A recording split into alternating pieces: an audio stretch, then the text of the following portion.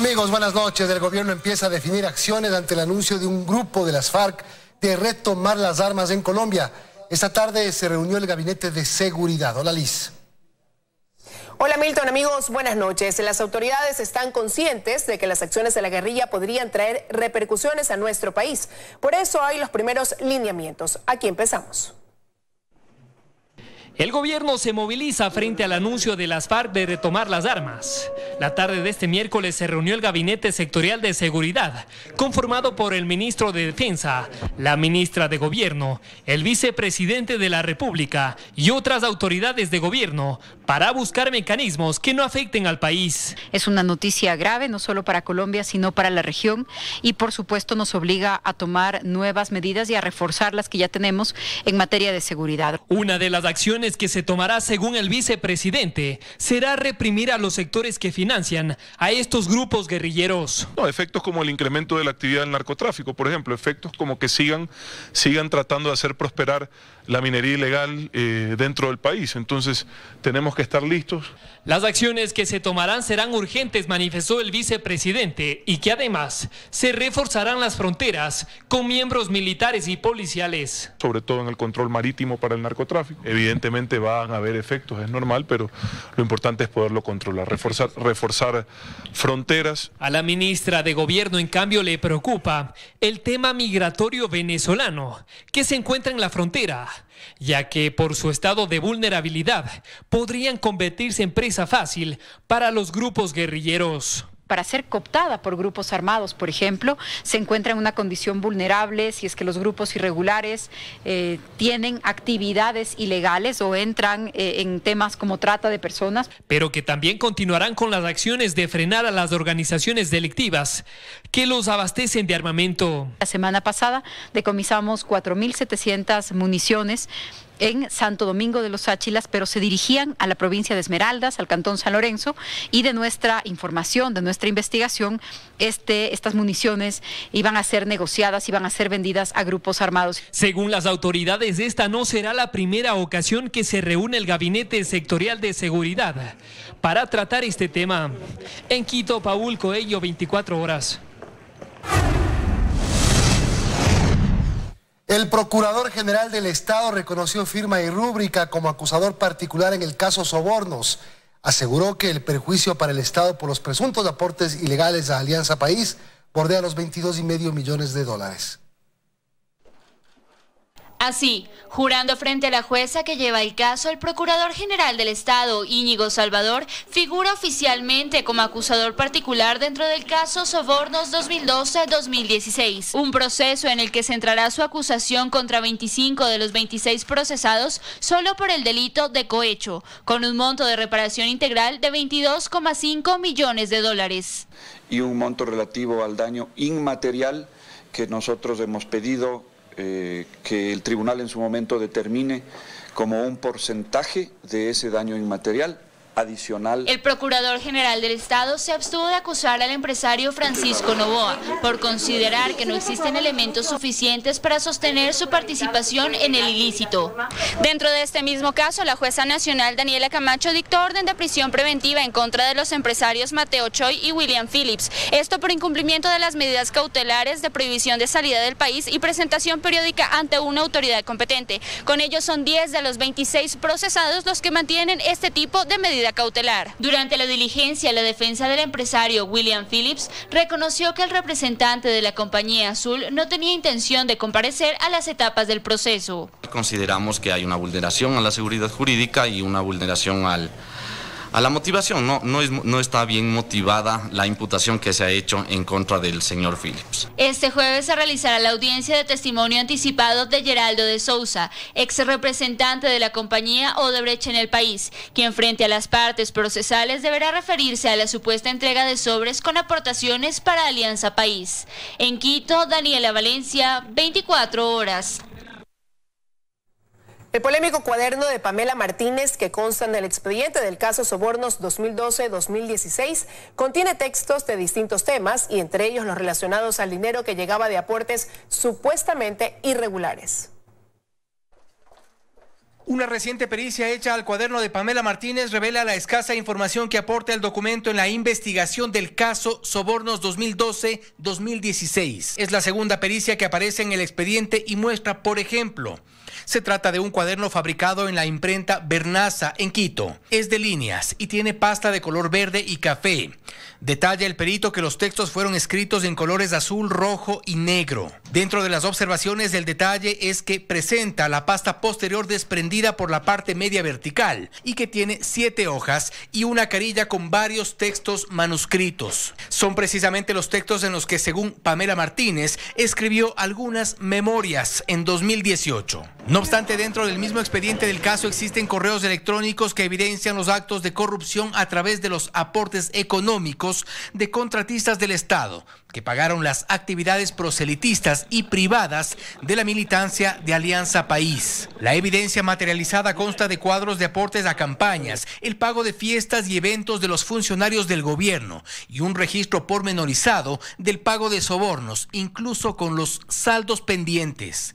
Son los elementos que forman parte de un proceso que tiene más de 50.000 fojas y más de una veintena de procesados, que fueron parte de la trama. En Quito, Fausto Yepes, 24 horas. 47 funcionarios judiciales fueron destituidos en los últimos 7 meses. Según la presidenta del Consejo de la Judicatura, los casos de actuación irregular de jueces y fiscales que han generado conmoción social que han sido denunciados por la ministra de Gobierno están siendo investigados.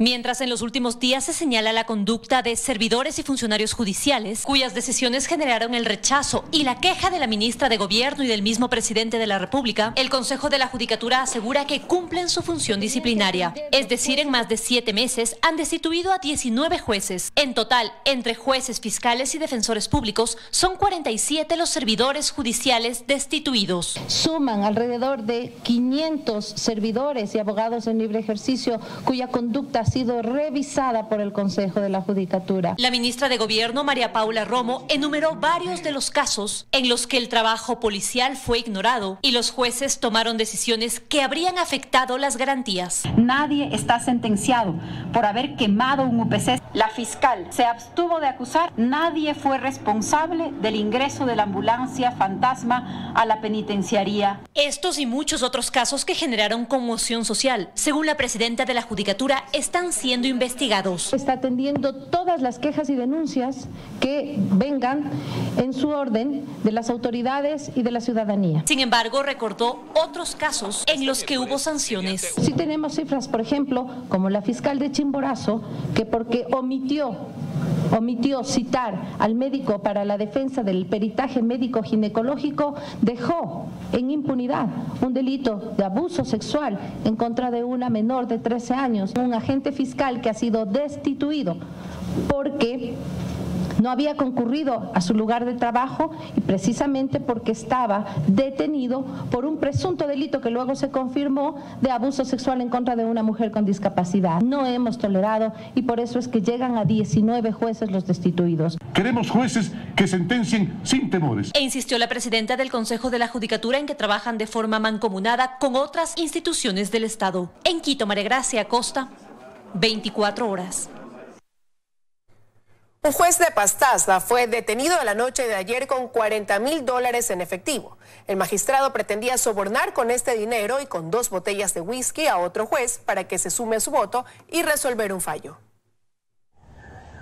La persona que avanza esposada tratando de ocultar su rostro mientras es detenido por la policía es un juez. El juez de Pastaza, Aurelio Quito, detenido la noche de este 3 de septiembre en delito flagrante con $40.000 en efectivo y 2 botellas de whisky que serían producto de un soborno. Aquí lo que vuelvo a decir es importante recalcar el hecho de que de esta manera conjunta y articulada podemos enfrentar de mejor manera y otros actos, vengan de donde vengan. Pero el dinero con el que se lo encontró a Quito no era solo para él. Este magistrado trató de sobornar a un juez superior que iba a tratar un pedido de apelación de la comunidad Santa Clara. Quito buscaba que el juez no eche abajo la resolución con la que favoreció a la empresa constructora del proyecto hidroeléctrico Piatúa, negando una acción de protección interpuesta por la comunidad. El juez de Pastaza, a quien buscaba coimar, denunció el hecho a la Fiscalía y se organizó el operativo. Hemos mantenido ya la comunicación y he dispuesto a nuestra Dirección Nacional de Transparencia que inmediatamente abra las investigaciones en este caso. Apenas la policía permitió que la presidenta del Consejo de la Judicatura tenga información del hecho. Aurelio Quito fue detenido en un restaurante en Puyo donde iba a entregar el dinero en efectivo y las 2 botellas de whisky al otro magistrado, a quien también le ofrecía otros beneficios, como su traslado a Quito e incluso archivar el sumario administrativo que podría abrirse, tras pedido de los perjudicados. El juez Aurelio Quito podría ser investigado por extorsión, tráfico de influencias y cohecho. Esta detención se da a pocas horas de que se conozca la sentencia en segunda instancia del caso Piatúa. Dayana Monroy, 24 horas. Previo a las jornadas de sustentación oral de sus causas, estas fueron sorteadas a fin de que los jueces y conjueces conozcan los procesos que deberán explicar durante la examinación. Fue en presencia de varios jueces y conjueces que están siendo evaluados que el Consejo de la Judicatura realizó el sorteo de causas para la sustentación oral. Y en algunos casos fueron ellos mismos quienes seleccionaron al evaluado e hicieron el clic del sorteo. Es un proceso que se ha llevado a cabo y que se seguirá llevando a cabo dentro de este marco normativo, dentro de este marco jurídico, con el único y exclusivo fin de dejar en la Corte Nacional los mejores jueces, juezas, conjueces y conjuezas. Estamos seguros, y lo digo aquí en su presencia. La evaluación, para la que cuentan con el trabajo de un comité de apoyo, consta de varios elementos de calificación. El criterio cuantitativo se valora sobre 80 puntos, la calidad de las sentencias tiene 65 puntos y el proceso oral que está por iniciar se califica sobre 15 puntos. Aperturaremos la evaluación oral de competencias a los señores jueces y conjueces, juezas y conjuezas de la Corte Nacional de Justicia. En ese sentido, han sido notificados también los evaluados a través de la Escuela Judicial, se ha recibido esa notificación ya el día de ayer, en la cual se ha establecido las horas en las cuales deben concurrir. Para el sorteo contaban con la totalidad de las causas del periodo a evaluar, es decir, alrededor de 9.000 autos de admisión y 5.000 sentencias. Un sorteo total de 51 autos y sentencias. Estos están divididos en jueces, 20 sentencias. Con jueces no penales tenemos 14 en ese sentido y con jueces penales 3. Para sortear las causas utilizaron el mismo mecanismo mediante un algoritmo con el que sortearon las sentencias que el comité de apoyo aún evalúa. Los 20 jueces que todavía permanecen y se someten a la evaluación, pues un juez renunció, y los 15 conjueces tendrán que concurrir para la sustentación en el complejo judicial al norte de Quito, desde el sábado 7 al miércoles 11 de septiembre. En Quito, María Gracia Acosta, 24 horas.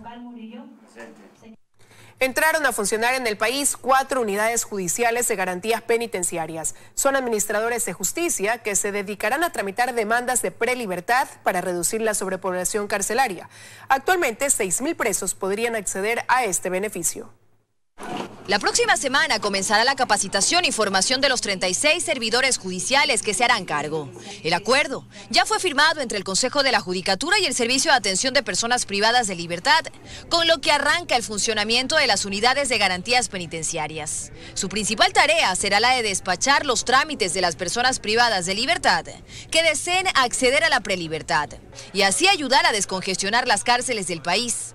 Actualmente, alrededor de 6.000 presos podrían acceder. Los jueces de garantías penitenciarias tienen la obligación de respaldar y sustanciar todo lo relacionado a los derechos de los privados de la libertad en el cumplimiento de la pena y deciden sobre sus modificaciones. Estas unidades funcionarán en Cotopaxi, Azuay, Manabí y Guayas. En estas 4 provincias se concentra el 80% de trámites penitenciarios, según las autoridades. Esto va a permitir dar derechos y garantías a los privados de la libertad. Y segundo, nos va a permitir operar de mejor manera la seguridad en los centros penitenciarios, porque tendremos jueces especializados que, además de dar estas garantías, permitirán también tramitar de manera adecuada y oportuna aquellos comportamientos que vayan sobre la norma y la ley en los centros de privación de libertad. Pero reconocen que el número de jueces designados es bajo. Por ello, en 3 meses realizarán una revisión de lo despachado. Además de los 6.000 presos que ya cumplen su condena y podrían acceder a la prelibertad, hay 8.400 causas en trámite de juicios penitenciarios pendientes de revisión. Dayana Monroy, 24 horas. Estamos de regreso con más información. El ministro de Energía, Carlos Pérez, aseguró que no existe ningún acuerdo con la empresa mexicana Coliseum, representada por Bulmaro Delgado. Además, confirmó que esta empresa deberá presentar su intención de invertir para ser evaluada como las otras empresas interesadas. El ministro de Energía reitera lo ya dicho. Cualquier empresa interesada en la construcción de una refinería en la costa del país deberá presentar su propuesta en la convocatoria que abrió el gobierno hace 2 semanas. Y esto incluye a Coliseum S.A., la empresa mexicana de Bulmaro Delgado. Nosotros vamos a calificar a las empresas en base a parámetros estrictos económicos y de experiencia técnica para ver si son opcionadas o no a hacer la inversión en el país. Coliseum podrá presentar la documentación como cualquier otro interesado y se valorará si tiene todo lo que se requiere para poder invertir en el país. El ministro aseguró que al momento no existe un acuerdo con la compañía mexicana, que antes deberá presentar su manifestación de interés, dijo. De ninguna manera está adjudicado, de ninguna manera hay un acuerdo ya con esta empresa, o si desea participará presentando manifestación de interés, evaluaremos las empresas y esa lista corta de empresas serán las opcionadas a presentar una propuesta para inversión privada en el país. Pérez habló también de tiempos. Ve difícil que en 3 meses ya se comience a construir la nueva refinería, como aseguró el empresario mexicano, pues la convocatoria para las empresas interesadas durará 30 días y 30 días más se tomará el equipo de gobierno para evaluar y decidir. Es un poco difícil, pero yo no sé si ellos ya tienen el diseño, yo no sé si ellos tienen el capital necesario y todas esas cosas tendremos que verificar. Yo creo que es una buena voluntad, pero un proyecto tan grande yo creo que es bastante difícil que estemos listos en ese tiempo. El ministro de Energía también reiteró cuáles son los requisitos que se van a exigir para permitir la inversión en una nueva refinería. Producción de alta conversión, que se procese hasta 300.000 barriles y que se venda combustible a Ecuador a precio del Golfo de México para ahorrar el dinero del transporte. Dayana Monroy, 24 horas. En la Asamblea Nacional se recogen firmas para presentar el proyecto de enmiendas que busca limitar funciones al Consejo de Participación Ciudadana y Control Social. César Litardo anunció que ya firmó el proyecto de enmiendas que presentará la Asamblea ante la Corte Constitucional para que dictamine y diga el camino a seguir para cambiar la Constitución. El objetivo macro del proyecto de enmienda es que el Consejo de Participación Ciudadana no elija las autoridades de control de justicia que en este momento están dentro de sus competencias. En esta propuesta se elimina el concurso de méritos y oposición y proponen 3 mecanismos de designación que son por ternas al Consejo de la Judicatura, al Procurador y a los superintendentes, por postulación ciudadana, la Fiscalía, la Contraloría, el Defensor Público, el Defensor del Pueblo, el Consejo Nacional Electoral y el Tribunal Contencioso Electoral. En esta fase se incorporará una comisión técnica que elaborará un informe no vinculante. Y el tercer mecanismo de selección es el de la Corte Constitucional, que será mediante una comisión calificadora. Pero esta comisión calificadora ya no serían solamente 6 personas, según la enmienda, serían 9 personas, es decir, 2 por la función ejecutiva, 2 por la función de transparencia, 2 por la Asamblea Nacional. Ahora con la enmienda se propone que vayan 3 más que provengan de la academia de las universidades. La mayoría de los procesos llegarán al Pleno y se seleccionará a las autoridades con mayoría absoluta, es decir, 70 votos. Los miembros de la coalición legislativa respaldan el proyecto. Nosotros no vamos por la línea de lo que tiene que ver con la eliminación del Consejo, sino con restarle las competencias. Digamos que para los fines de la institucionalidad democrática es lo más eficiente. Lo que mantiene la propuesta de la Asamblea es que el Consejo de Participación Ciudadana y Control Social sea para la promoción de la participación y la lucha contra la corrupción. Y una vez que el documento sea presentado, los tiempos corren por la Corte Constitucional. El primer documento que llegue será tratado por la Asamblea. Aquí algunos legisladores apuestan en que sea estas enmiendas. En Quito, Andrea Samaniego, 24 horas. Con la enmienda a la Constitución para limitar las atribuciones del Consejo de Participación Ciudadana de Iniciativa de la Asamblea, ya son 3 las propuestas que apuntan al mismo objetivo, aunque con alcances diferentes. Según los analistas, esto hace compleja la reforma a la Constitución. Cuando ya están en curso 2 procesos de recolección de firmas para respaldar iniciativas ciudadanas que eliminen al Consejo de Participación Ciudadana, la Asamblea incursiona con una propuesta de enmienda, pero solo para retirarle la atribución de designar autoridades al Consejo. Es claro que en este momento me parece que el órgano legislativo ha entrado en una especie de competencia con una iniciativa legítima desde la ciudadanía. El doctor Julio César Trujillo desde junio del 2018 planteó que debería eliminarse el Consejo de Participación Ciudadana y por lo menos desde esa fecha el órgano legislativo debió haber iniciado un proceso serio de discusión y debate. Visto desde afuera el tema, este analista sostiene que la decisión de la Asamblea, que también tendrá que aprobar las propuestas de iniciativa ciudadana, complejiza más el debate alrededor de la eliminación del Consejo de Participación Ciudadana. Hay varias iniciativas y que no necesariamente coinciden, lo que quiere decir que hay varios intereses por detrás. Por lo tanto, esto va a entrar en conflicto. Son 3 propuestas, la del Comité por la Institucionalización Democrática, que lo preside Pablo Dávila, la del movimiento político Ahora, que van ambas por la reforma parcial, y la de la Asamblea, que plantea una enmienda. Me parece que es vergonzoso que esta Asamblea Nacional siga insistiendo en la recolección de firmas para la enmienda. Esto yo vengo escuchando hace 2 meses cuando yo les proponía que lo lógico era que se continúe con el procedimiento para la reforma parcial que fue propuesta por Suma. Lo cierto es que hay una suerte de disputa de protagonismo por parte de la Asamblea, dice este analista, y cree que el debate debe ser profundo, especialmente en la posibilidad de convertir a la Asamblea en un Congreso bicameral para que asuma la designación de autoridades. Ese es un tema que hay que debatirlo mucho más.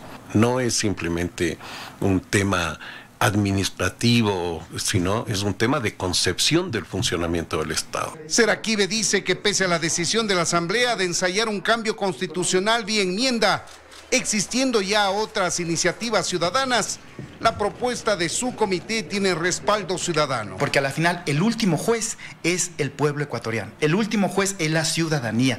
En Quito, Freddy Paredes, 24 horas. La siguiente semana el Pleno de la Asamblea Nacional retomará el segundo debate de las reformas al Código de la Democracia. Tras el caso Arroz Verde, asambleístas consideran importante incluir en el documento el control al financiamiento de las organizaciones políticas. La trama Sobornos 2012-2016 deja una preocupación en el legislativo en el ámbito electoral. Por eso, en el informe aprobado por la Comisión de Fiscalización, se presentan 10 propuestas de reforma al Código de la Democracia. Tienen que ver con un control y transparencia del financiamiento de los partidos y movimientos políticos. Pero en ese mismo sentido, las autoridades electorales también presentaron sus reformas. Todos ellos pueden hacer aportes y esos aportes pueden en efecto ser recogidos por los legisladores de sus intervenciones de tal manera que puedan ser incluidos en el informe final. Son temas de fondo que tienen que ser debatidos con absoluta responsabilidad, que tiene que llamarse a expertos, tiene que llamarse a comisiones generales y tiene que ser puesto en conocimiento de todos los asambleístas. Estos temas tienen que ver, por ejemplo, con crear un sistema de control en el que participe el CNE, la Contraloría, la Fiscalía, el SRI, la UAFE y la Super de Compañías. Que nadie esté por encima de la ley y quien la incumpla tenga las respectivas sanciones electorales, que son infracciones, y ser de carácter fraudulenta, de financiamiento ilícito, de contratistas, que haya dolo, etcétera, las responsabilidades de carácter penal. Y en el tema de la transparencia, por ejemplo, actualizar en cada campaña el límite del gasto electoral. En este momento los límites son demasiado reducidos y eso hace entonces que igual se gaste, pero se gaste sin el reporte necesario. Sin embargo, dicen que esos controles ya se encuentran en la ley y aunque hay que fortalecerlos, es cuestión de aplicarlos. La Asamblea puede tener las mejores leyes que sí es que quienes son los llamados a controlar, llámense Consejo Nacional Electoral, llámense jueces, no les da, perdón la expresión, la gana de hacerlo, simplemente no va a funcionar. La siguiente semana se activa este debate y según las fechas del legislativo tendrán las reformas aprobadas hasta noviembre de este año. En Quito, Andrea Samaniego, 24 horas.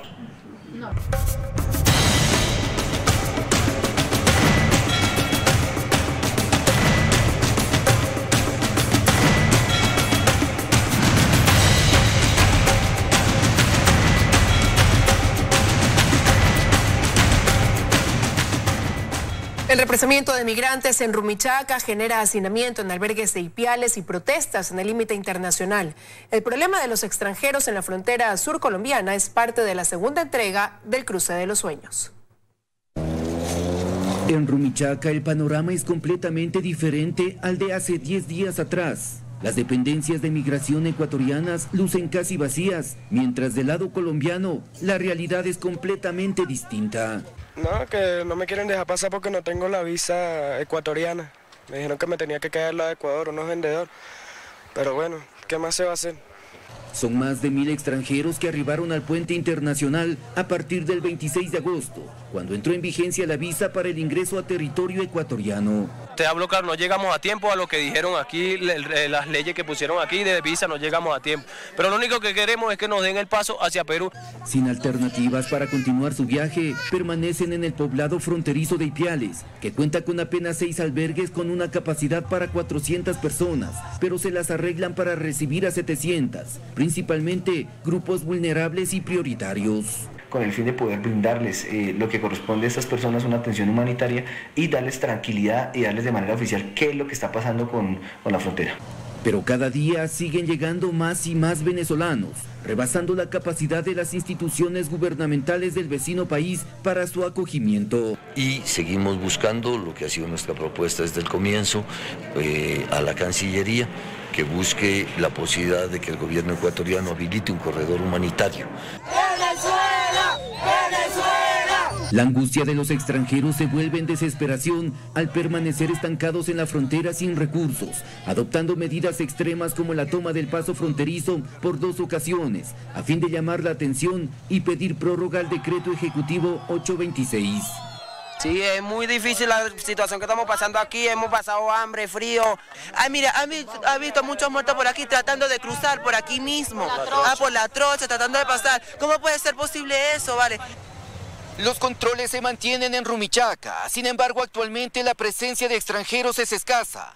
Es que ahora el movimiento migratorio es en los pasos ilegales, utilizados para internarse al país. Los detalles no se pierda en nuestra próxima entrega.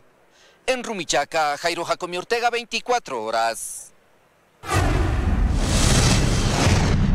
El comandante general de la Armada, Darwin Jarrín, salió en defensa de la institución ante los cuestionamientos efectuados por el prefecto Carlos Luis Morales, luego de la terminación unilateral del contrato para dragar el islote El Palmar en el río Guayas. La Armada Nacional se pronunció oficialmente sobre los cuestionamientos que se han efectuado desde la prefectura del Guayas.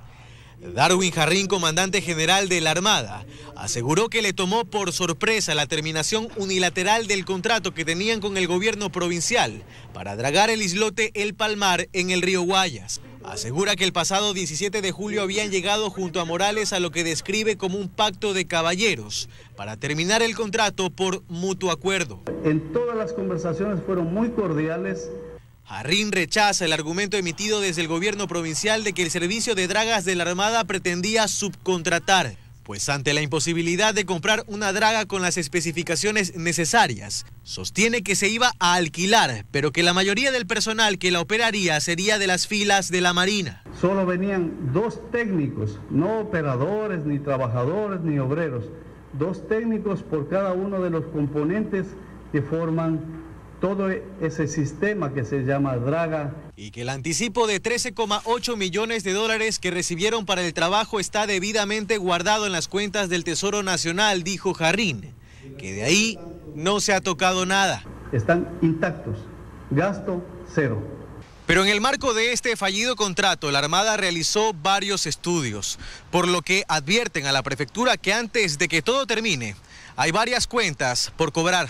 Los gastos en total que hemos hecho nosotros bordean el 1.900.000 dólares y va a ser justificado, se lo garantizo, centavo por centavo. Adicionalmente aseguró que existe preocupación de que el servicio de dragas de la Armada sea etiquetado como proveedor incumplido, como consecuencia del impasse con el gobierno provincial, pues eso, dijo, los podría inhabilitar como proveedores del Estado por los próximos 5 años. En Guayaquil, Carlos Acoto, 24 horas.